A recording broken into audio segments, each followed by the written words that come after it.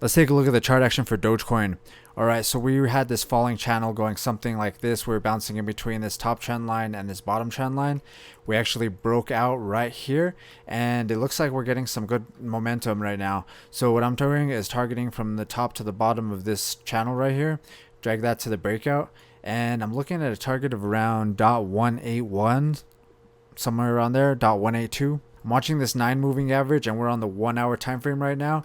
That's the last thing that gave us some resistance right here. So I'm curious if we're going to break through this 180 moving average or if we're going to get rejected. We have this trend line that's been giving us rejection as well. I talked about that on my last video. We got a breakout right here, and then I said watch for a breakout of this trend line. If not, we're going to probably get rejected and keep heading down.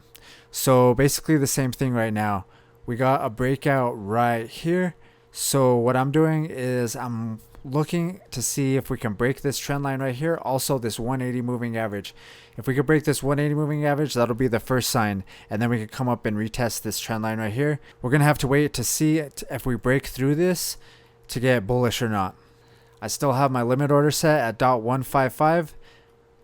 We actually did not come down and get that target yet, and I'm wondering if we are even going to at this point.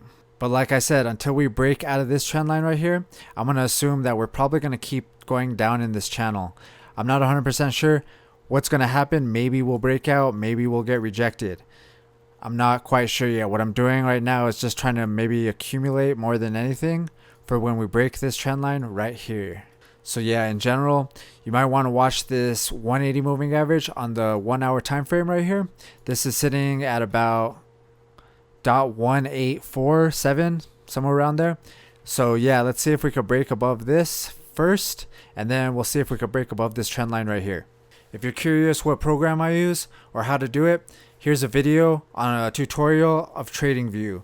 This will kind of give you a quick rundown of TradingView and how to set up your chart, basically how it looks like mine. Alright, if you guys like that video, hit that thumbs up.